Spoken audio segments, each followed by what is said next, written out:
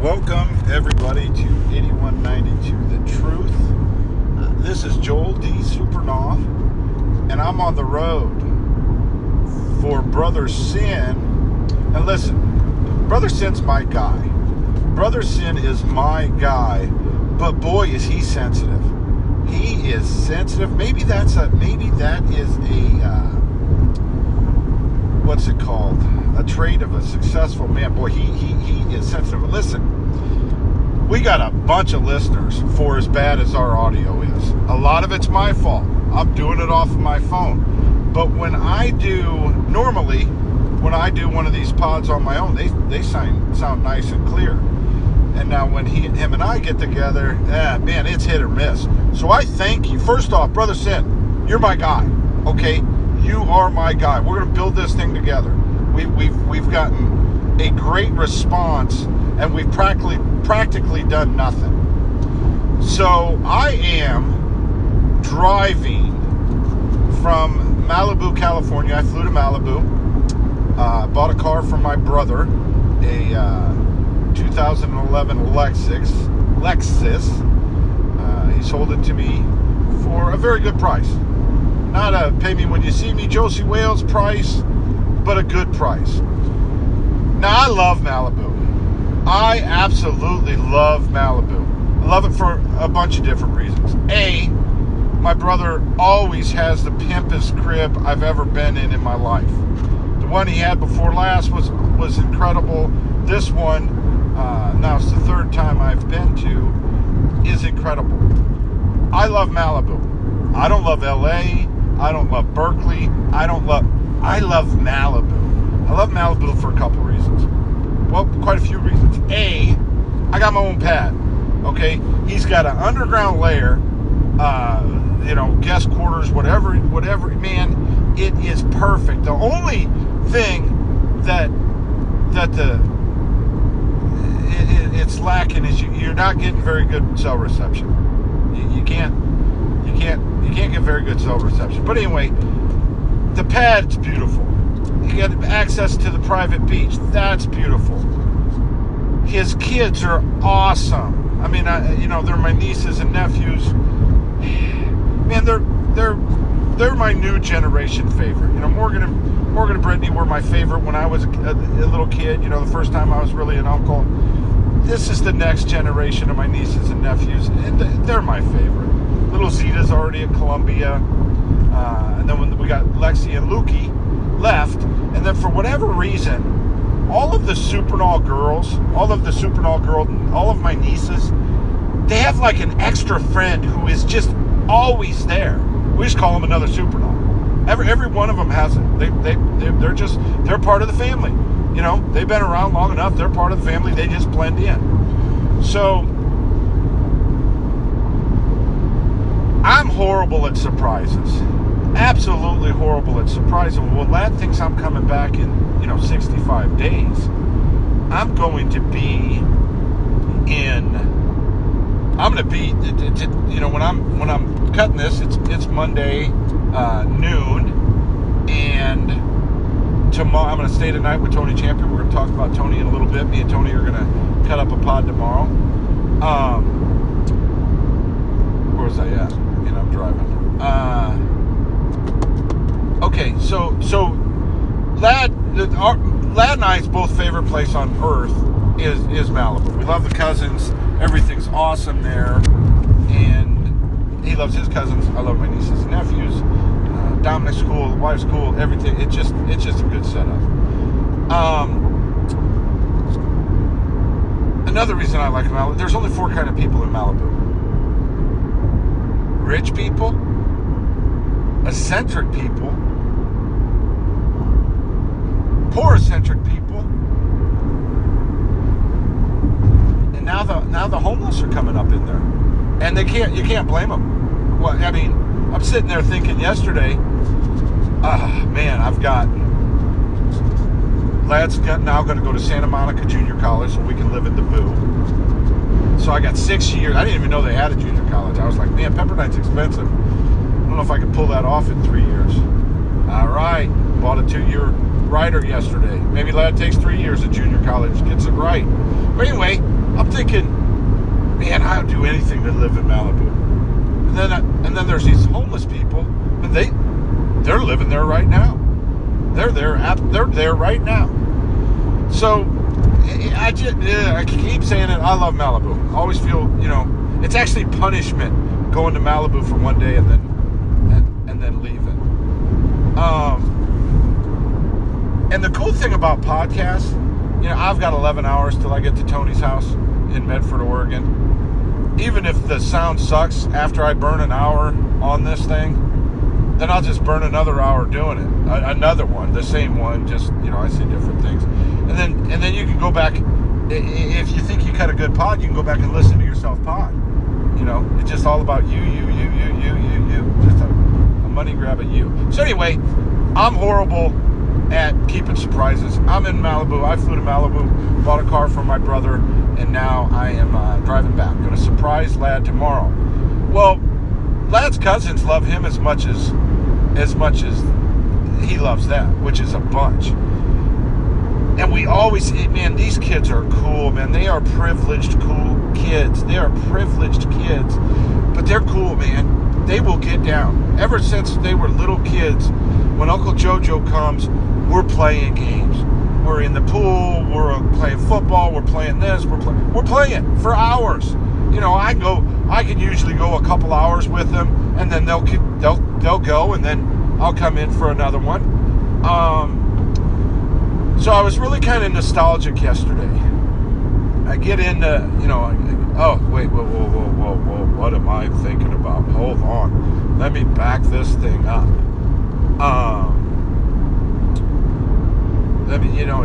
It's hard to get your pod on anyway. All right, so listen. I leave Kansas City yesterday. It's supposed to be 6 o'clock in the morning. We move it back to 6:30.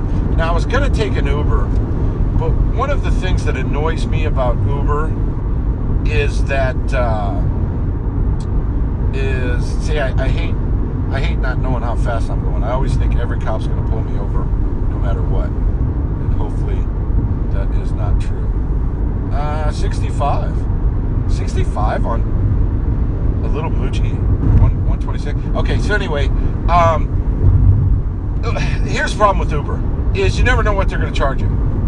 You check at the nighttime and it's $40, and then at 5 o'clock in the morning it might be $60. So I reach into the old Craigslist transportation guru, $30.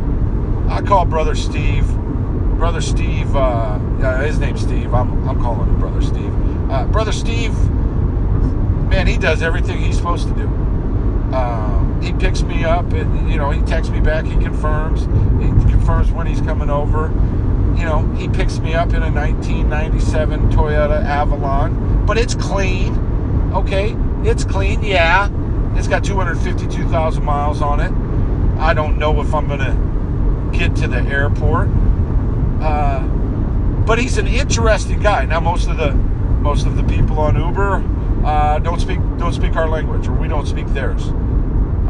So it's just a ride. So, Steve's a very interesting guy. Everything's a pretty big conspiracy, and I noticed, it's about a 40-minute drive to the airport.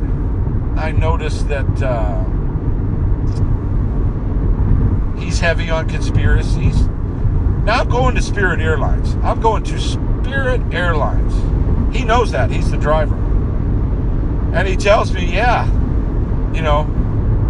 this is, and he's not doing this to mess with me. I don't know where it came from. I half believed it when he told me. I'm flying Spirit Airlines. Last minute, it's $145. You got to pay for everything with Spirit. It's $165. Whereas Southwest is a nickel one way to LA.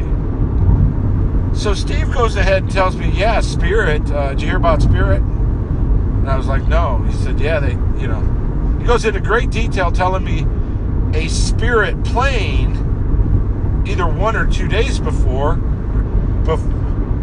this flight, this week, crashed, killed everybody. Goes into the whole detail about how it happened and everything. And I'm like, at this point, I just start thinking, man, what's the chances of two going down within the same week? So the first thing I do when I get out of the car is I Google Spirit Airlines. Sure enough, there's no plane that crashed. Steve was just, but boy, he appeared to tell that story like it was real. Went into great detail. He must work too much. But anyway, that's what you get with when you go to the dark web, which is Craigslist. Now, Brother Sid was telling me about the dark web. I don't know anything about it. Apparently, it's a black market thing on the internet. I don't know. I'm not the smartest guy in the world. I'm actually kind of smart. I don't have a lot of interest in things. Maybe that's a better way to put it. So, Brother Steve, it was a success. I'd use him again. He was entertaining. He was very accommodating. I left my computer my iPad at Delta, and he ran me. They're two different terminals. He ran me over to Delta, and he was going to stay. It was like 15 minutes, and I was like, Brother Steve, just go on. I put his phone number in my phone. If you're ever in Kansas City, go ahead and use Brother Steve. He might tell you contact me somehow, and I will let you know how to get a hold of Brother Steve. He might spin a few yards. You got a good chance of making it to where you're going. It's good, it's good karma. So I get to Spirit. You understand now, when I went to Kansas City, I only had a duffel bag. I was only going to stay for a month. I had one duffel bag.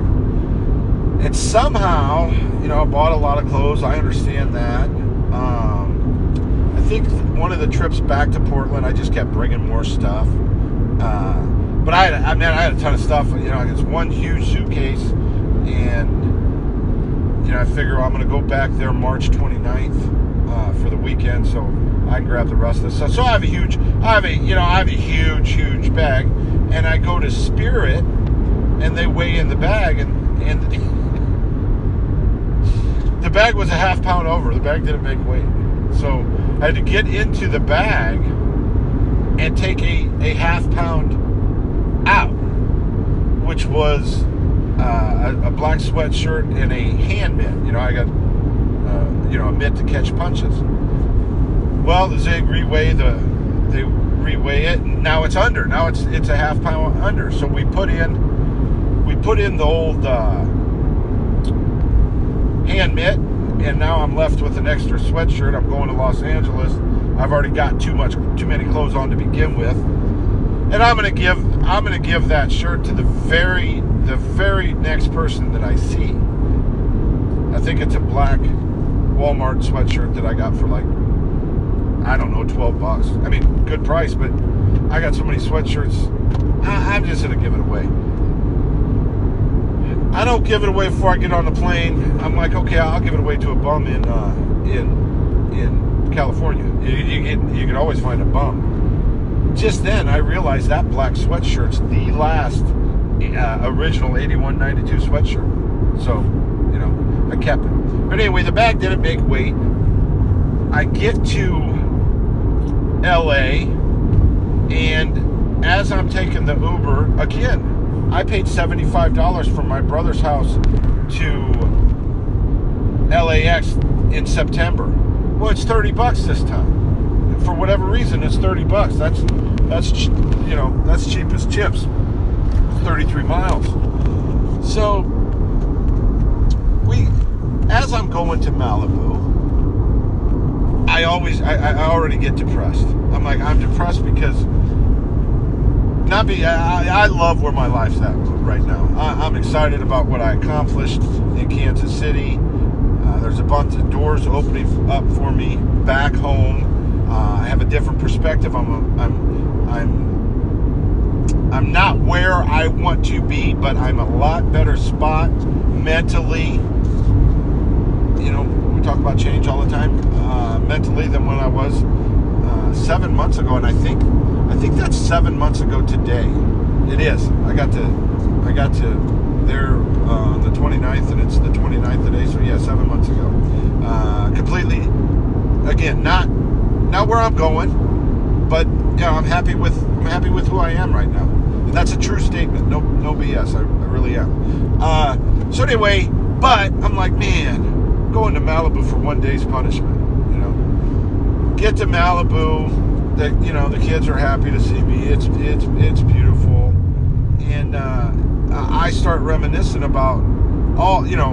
Lad learned how to swim in Malibu. He's been going to Malibu his whole life. He's grown up with those kids. They're tight as ticks, and they love him as much as he loves them. See, Lad didn't have an opportunity as a child to have any kind of connections except his own family. His own family was a little bit more flexible with him, made him feel comfortable. He kind of shined in front of his family. So I'm pretty reminiscent. I'm like, all right, kids are not. They're always doing something too. They're always doing something. Lukey's at a basketball game and Lexi's out at the beach or something. And I'm like, all right, I can't. And Lad's calling, and I want to tell him I'm in Malibu. I'm coming home tomorrow. I just want to tell him so bad, but I'm like, no, I'm gonna see this thing through.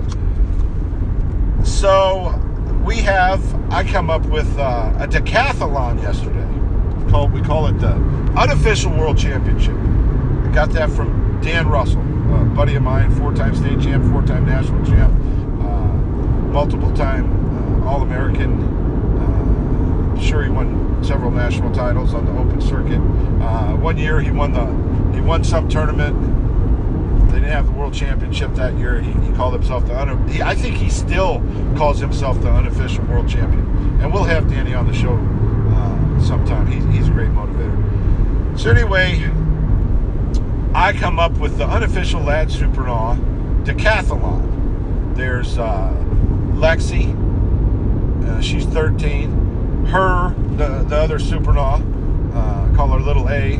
Her name's Alana. Again, 13. Both athletes, by the way. Athletes, brainiacs, great kids. Children of privilege and great kids. Very, very competitive. And then there's Lukey J. Lukey J is in 8th grade, and he'll be turning 13 soon. And then I've got to take Lad's place. So I'm going to compete in this and judge it. The events were... I knew I was going to take 4th place the whole time, but I had to stack the deck so I could win a couple, so I could make it fair. I figured I didn't really have to tank to not beat these kids, though they would be able to do things that I couldn't. So the first event was a feat of strength, and it was an arm curl. I did, what did I do? 39 arm curls in 60 seconds. Figured that was going to be close to win. But I didn't give the kids enough weight. I gave the two girls, Lexi and Alana, only 7.5 pounds. And Lukey J had 5, which is almost nothing. Well, Lexi only got 30, or I got 39. Lexi got 34. And then Alana goes, and she did it 57 times. Okay, so it was only 7.5 pounds, but it should have been 10. I think 10 or 12 would have been a little bit better. But anyway, she did it 57 times. So, and Lukey even beat me. So I only took 3rd in the first event. Second event was a plank, 3-minute time limit. We all went at the same time. We tied in the plank. Everybody planked for 3 minutes. The next one I figured I was going to win was a ball toss, a basketball toss. I mean, he's got a tennis court. I mean, his place is a compound. So I figure I'm going to win that one. I figure I can throw the ball, all the way to the moon. As I grab the ball, I realize, oh man, my wrist is bad, my shoulder's bad. I end up in second place on the long toss. The basketball toss. Lukey ties me. We do a variation of dodgeball. I come in. I think I did pretty good on that one. I think I got second place on dodgeball. So I was kind of in the running there, and then we did horse, ping pong, pool. But we figured pool was going to take so long, so we just everybody got 10 points for pool. Then there was the swim, like 1 lap swim in the freezing cold pool, and then hold your breath under the water. Well, it was fun. It took about an hour and 45 minutes, 2 hours. It was pretty intense. The kids were into it. They loved it. I got last place. Lukey J got first place. Lexi got second, and Sister A got third. But now it was so much fun. And the whole time we make Lad a video. He knows I'm surprised. We make Lad a big video, and we're going to have the official championship over 2 days in Pepperdine this summer. And I'm going to get a belt, and I'm going to go Godfather on this event. It's a 2-day event, different events, more of a real decathlon, very athletic. So that was just a ton of fun. I missed Lad, but he was still a part of it. So we get to where we are today, and the brother sells me the Lexus, but he wants to switch the roof rack from one of his Subarus to the bike rack, roof rack, surf rack, some rack on top of the car, which I know I'll probably never use ever, but it looks kind of cool. Looks kind of hippie-ish. So we have to go into Santa Monica to do it. It takes about 10 minutes, but it's a 50-minute drive.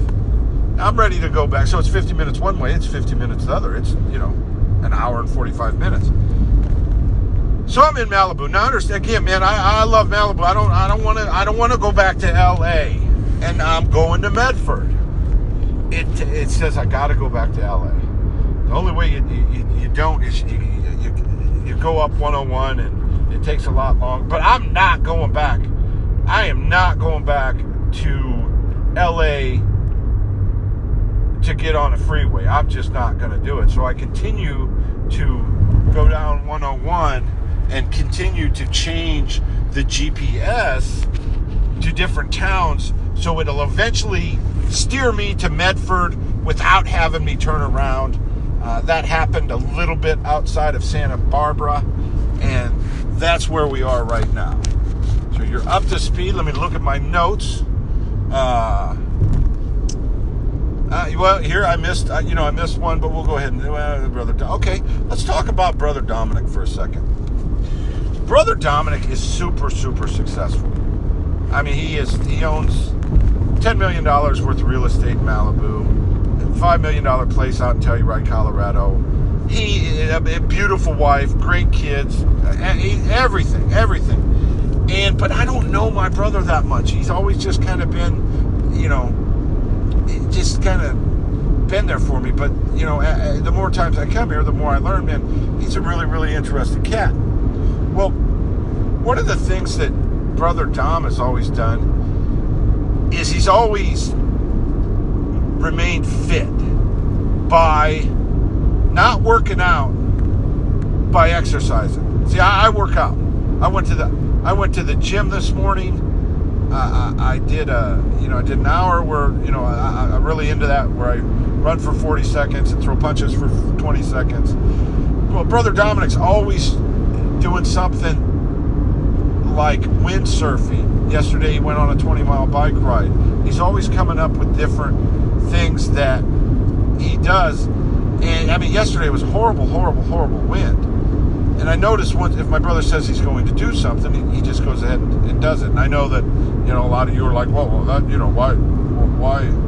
Well, I mean, you got a beautiful house, you got everything in the world. If you want to miss a bike ride, go ahead and miss it. But no, he goes out and he does his 20-mile bike ride.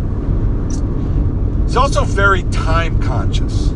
I mean, he'll tell you, hey, we're going to leave to go to Malibu or to Santa Monica at 9 o'clock. Sure enough, it's 9 o'clock. Boom, he's punctual. But he'll also give you reminders. He'll also give you reminders. Well, my brother's an amazing story. My family's an amazing story. But Brother Dominic's an amazing story. And I learned something about him yesterday that I did not know. Brother Dominic was going to be a teacher. When he come up, I think he had a little bit of privilege. That I've got 7 brothers and 3 sisters, and then there was a period of time where they were privileged. They had a nanny, they had a nice house, and before everything went sideways, my entire life has been, you know, I didn't see any kind of privilege. So I think he's seen a little bit of it. You know, the younger siblings, really successful. Dominic's really successful. My 3 sisters, very successful. So anyway, he was going to be a teacher. So he goes to junior college, and then he goes to Illinois State. That's where my sister Zeta was. Then he goes to the University of Wisconsin, and he's going to be a teacher, but there's no jobs available. He's got his master's degree, and there's no jobs available. So he wants to move to New York. He wants to move to New York, and so he takes a job as a law clerk. He's with the law clerk for a little while, and he's like, you know what, I should be a lawyer. These guys are idiots. It fits into my strengths. You know, I'm very analytical. So once he decides to be a lawyer, as he said last night, well, there's only 2 places you can go, either Harvard or Yale. If you can't get into Harvard, then you go to Yale. Well, he got into Harvard. He was on the Harvard Law Review. I think he was a couple classes ahead of Barack Obama. But again, I did not know that. I did not know that you know, he had, you know, this wealth that he has just kind of happened. You know, just kind of, it was a progression. He could have been teaching college at, you know, Illinois State right now, and instead his path went a different way. So, you know, love Brother Dominic. Really going to try to learn and try to pick up that time, because time stresses me out. I'd rather be 30 minutes early and wait for something than be late. And that's not a good true time management. And again, for me to pick up any kind of advice from somebody, I just have to witness it and respect it. And I respect the way he does that, you know. I mean, he doesn't even realize he does that, but yeah, he'll let you know we're going to eat in an hour and 15 minutes. And, you know, hour and 15 minutes come, you know, food's getting real close to get down. I'm going for a bike ride. I'm doing this. I mean, very, very time oriented, and I'm going to really pick that up. Now, I'm on my way to Medford, Oregon. And I'm staying with a former college buddy of mine, Tony Champion. And Tony was a one-time Oregon State champion wrestling, a 3-time Division II national champ. It was really a shame that when I was coming up, if you were first or second and some wild cards in the Division IIs, you got to go to the Division I wrestling tournament. Well, when Tony got into college, you couldn't get into the Division I wrestling tournament. The best you could do is be a Division II national champ, and he was three times. I believe he probably would have been an All-American at least 2 times, if not 3. He was that good. Nothing spectacular, just really hard to score on. Well, Tony lost his senior year in overtime. He would have been a 4-time national champ. And that next year, you know, he was my roommate in college. The next year, you know, I had moved to Kansas City. Him and I started a gym called Jammers and Champions in Oak Grove, Missouri. And Tony's got a really interesting story. He was SOC's first female wrestling coach. I will tell you this about Tony, and I'm gonna rake him over the coals tomorrow. Tony needs the rub. Tony needs you to tell him how great he is, even if he's not great. But he's a very good friend, a very good guy. We're gonna stay at his place tonight. We're gonna bring him on, talk about old times, tell you how beautiful he is and how hot his wife is, and how rich he is and all that good stuff. He'll appreciate that. So now we just got time. Now we just got about 10 hours, and I'm not going to do a 10-hour podcast, but I'm gonna talk about a couple things. I'll circle back. Let's talk about, and me and Brother Sin can talk about this tonight. You know, if you got a hot topic like Conor or the Stipe DC match, you can beat on it for a while. You can knock it around for a while, and then do it again to get some content in there. So, first off, as I said, nobody beats the Stipe. As Ladd said, nobody beats the Stipe. Nobody. That means nobody. I believe the person with the best opportunity that we know of right now is DC. I understand why they did it. I understand that they're doing it to try to build something here. Let's go ahead and build some numbers on the Ultimate Fighter. Let's get these guys are doing it right away because they're going to make a bunch of money doing it. And Stipe don't care. Stipe's the baddest man on the planet. Yeah, I'll fight. I'll fight a 205 pounder. Oh, but he's Olympic wrestler. Yeah, go ahead. Yeah, we'll do that.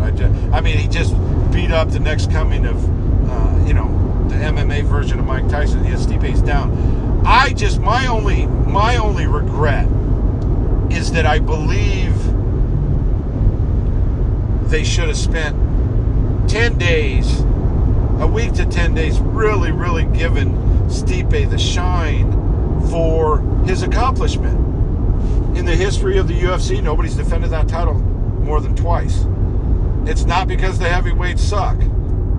Okay? He did it 3 times, and he went through Murderer's Row to get there. Stipe is the greatest heavyweight of all time. I really, really wish that they would have spent some time, put him on all of the popular shows that Jimmy Kimmel and everywhere, ESPN, and talk about it and show the champion he is. He's look what he says after beating Goliath. Yeah, this is cool and everything, but I'm having a baby. Man, that's just money. He is that. I believe, again, I've never met the guy. I believe he's a genuine article. There are so few heroes out there, people that we could want to emulate at whatever age. Again, I talk about it not being too late for any of us to accomplish whatever we want. But Stipe's a guy we can all wrap our arms around. So I wish they would have went out and promoted him, let him get that shine for a week. I understand they've got a timetable of when they're filming the next event. They move. Things change. That probably would have been maybe would have been Nagano and Stipe, depending on how that if Nagano would have lost. Who knows what they were going to do with that show. Now let's look on the other side of it. Okay, because Stipe don't care, and I believe the only person out there on the landscape that I know of that could prospectively beat Stipe is DC, and I still tell you nobody beats the Stipe. Plus that sounds cool. It would make a good shirt. DC, now he goes out and validates his championship. Again, I talked about how hard that must have been for him to lose his last match and be the champion. Daniel's done nothing wrong. Daniel's a role model. Daniel's a great commentator. He's a role model. It looks like he is a big family man. I mean, there's nothing to sneeze at about old DC. But he said, "Hey, that's not my weight class. That's Cane's weight class," which means the UFC came to him and said, "Hey, listen, Cane's not getting the next shot anyway. You win that championship, go ahead and drop the belt. Go ahead and drop the belt. Do whatever you want. Cane's not getting the next fight anyway. he's got to get something else. So they make that fight, and the only reason they make that fight is they come to DC, and they say, DC, you're going to make $10 million. You know, whatever. I don't know what that number is. Let's just say $10 million. Well, man, there ain't no college wrestler I know, even though DC's doing great, you know, making $1 to $3 million a show probably. Again, I'm just guessing. A guy that's been on the outside of this sport as long as I have, just knowing what I know quite a bit about this sport. I imagine he's been making about $1 to $3 the last few fights, and it's a $10 to $15 million payday depending on how well it does at the pay-per-view. And I think International Fight Week needs a good show. Both those guys will show up regardless. Now, the interesting comment coming out of that was Cain Velasquez coming and saying, you know, I'm behind DC all the way. I'll be training with him. I'll be preparing him, AK all the way. But I'm going to get my championship back. Things could get very interesting. Okay, well, he's not smart enough to... No, I like Cain. I'm not saying he's no dummy. But you either say very little there, or you don't say anything at all. You don't say, hey, I'm behind him, but I'm getting my title back. Things get interesting. He's pissed. You know, Cain's pissed, and Cain's pissed because they're bros. Okay, they are bros. There's no doubt about it. They're bros. They're training partners. And DC has been Cain's biggest advocate. You know, got out of his weight class. I believe he was his wrestling coach for a time. He might still be his wrestling coach. I don't know. But he got out of the way, and now he is in the way. So Cain's pissed. That tweet that he put out told me that he's pissed and those guys wouldn't fight each other. I don't think they're going to have to, quite frankly. I think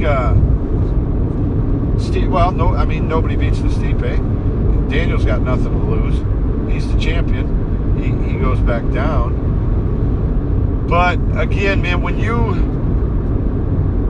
have nothing, all right, when you have nothing and it's just bro status, and you're like, hey, we ain't gonna wrestle each other in the finals of a tournament, which would never happen. Guys would always wrestle each other in the fight and that's why the Team Quest motto was, if we gotta fight each other, we'll fight each other. I mean, that's just the way that was.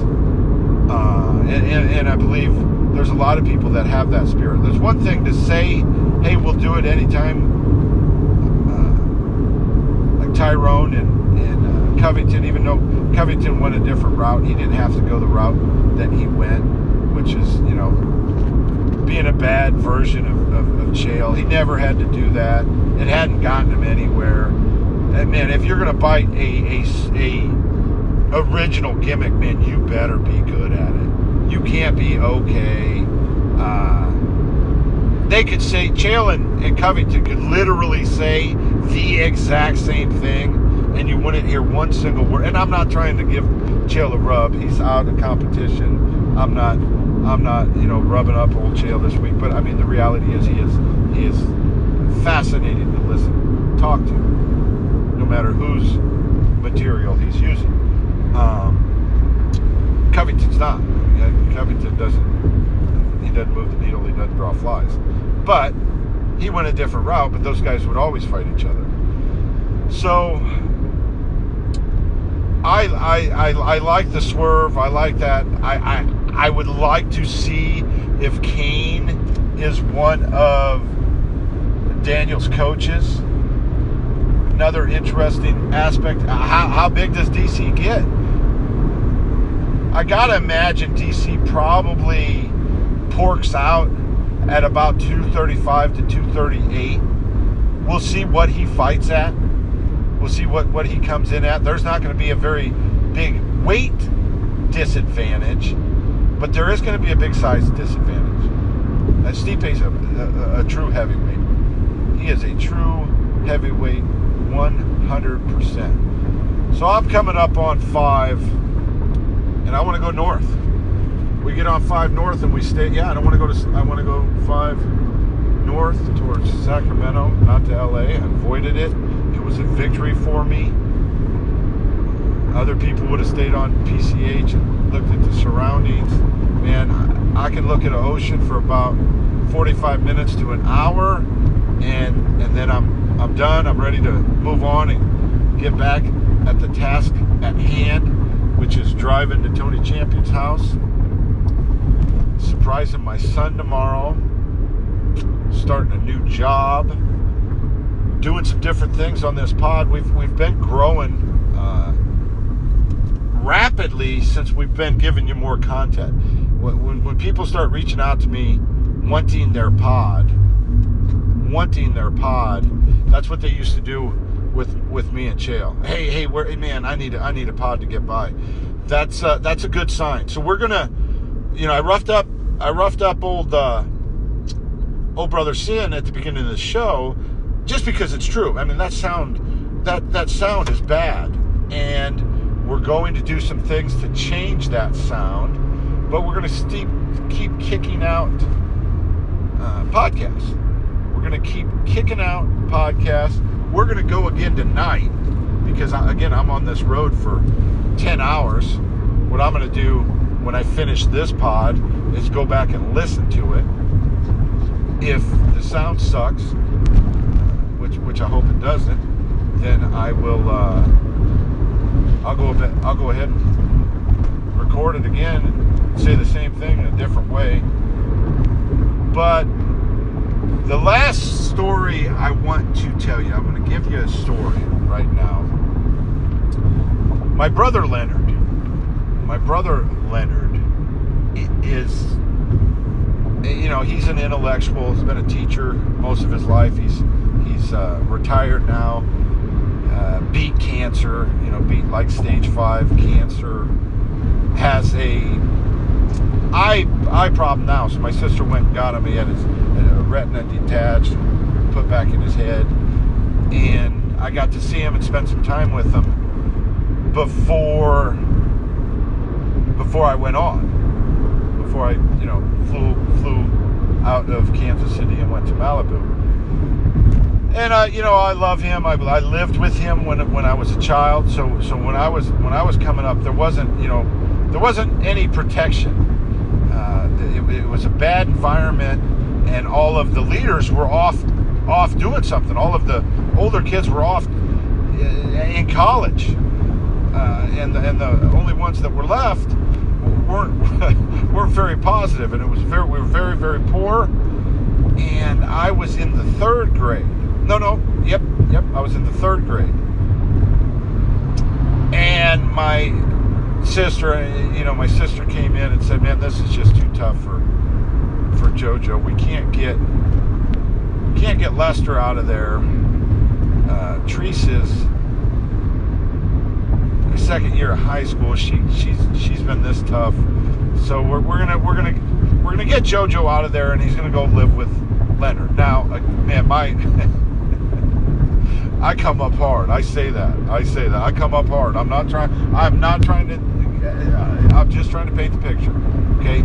I thought my brother was rich because he had soda in his fridge and he lived in a wobble box. It was relatively clean. So obviously I didn't know too much. So anyway, I move over to Leonard's house, and it's in the heart of Kankakee, but it's a nice house. He's got a young boy, Aaron. He's got 2 kids at the time. I'm in 3rd grade.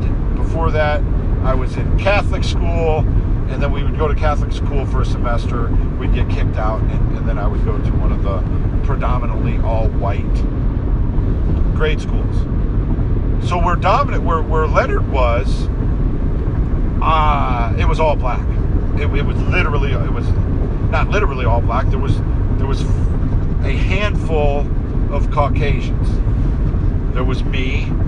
There was this pretty girl named Tracy, There was my nephew, Scrone Brown, Johnny. There was a boy called Pissy. And Pissy, I can imagine how Pissy got his name. That's kind of mean. And Johnny used to beat Pissy up almost every day, so the black kids didn't beat him up. I would, I wouldn't get beat up, but man, I had my head on a swivel. Well, very early on in my first 2-3 weeks at this school, one of the kids in the class, remember him, I ended up playing football with him years later, Greg Walls, says, "Hey man, I'm going to beat you up after school." And he talks really, really, really tough. Man, I'm not into this. I'm in third grade. I've been beat up by all my brothers, but I'm not really looking to get into a fight. So he talks really, really tough, and he tells me, "And I'm going to beat you up after school." It's probably a 1.5 mile run from the school to Leonard's house. I get first in line, man. I'm scared. I don't want to fight. This kid's, he talks a different way, and I don't want to fight him. I run home. I run to Leonard's house. I feel bad about it the whole time. I know I'm a coward. I'm a coward. I run home. Leonard asked me, he understands that something must have happened for me to run home. And I'm like, "Listen, Greg said he was going to beat me up." And he's like, "All right." He said, "All right, JoJo. I tell you what you do is go tell him that you'll fight him. Go to school tomorrow. Tell him you'll fight him. It just has to be, at your brother's house. And he can bring his dad, he can bring anybody over that he wants. But you'll fight him here." And he says, "JoJo, you can't ever run from a fight. You can't run. You can't ever run far enough to get away from a fight. You cannot do it." And so I go to the school the next day, and I say, "Hey, he's making fun of me. I never seen a white boy run that far. You're scared, blah blah blah blah blah." And I'm like, "Hey, listen, Greg. We're gonna fight today. We're gonna fight at my brother's house, and my brother said you can bring anybody you want. You can bring your dad. You can bring your brother. But yeah, he thinks it's a good idea that we fight." And now Greg's he's a hood kid. He's got all his people, and they're like, all right, you get that ass. Well, whatever, however they talk back then, whatever, you know what I'm saying. So I go home, and sure enough, Greg shows up, and he shows up with a crew. He doesn't show up with his oldest brother. He shows up with like some 5th and 6th graders, maybe a couple 8th graders. He shows up with a crew. We'll go beat this kid up. And so my brother comes out, and he says, hey, my name's Leonard. What we're going to do here is we're going to put on the boxing gloves, and you guys are going to fight right here on this dirt. Fight as long as you need to fight, and we'll take a break after 3 minutes. So I'm like, all right. So we put the gloves on, and again, man, I don't know how to fight. I haven't wrestled yet. I don't. I'm just like any other kid. So we commenced to windmilling on each other, and fighting like 3rd graders that have never fought before in their life would fight. And at the end of the first round, my brother asked me, "Okay, guys, are you guys good here, or do you want to keep going?" And I'm like feeling it. I'm like, yeah, let's keep going. This is fun. Because now the fear is gone. Now the fear of fighting is now left. The fear of confrontation, which has stayed with me my entire life, That's still there, but the fear of fighting is now gone. So I'm feeling it. I want to go. Let's go. And Greg's like, no, I'm good. We're good here. Next day at school, everything changed. I spent 1 year in that school. I never got in a fight. As I came up in youth sports, the kids knew me. They knew me from then. Always had a lot of respect. And I was thinking about that because I always remember running home from school. I always remembered how scared and mad I was running home from school. And how that one thing affected my entire life.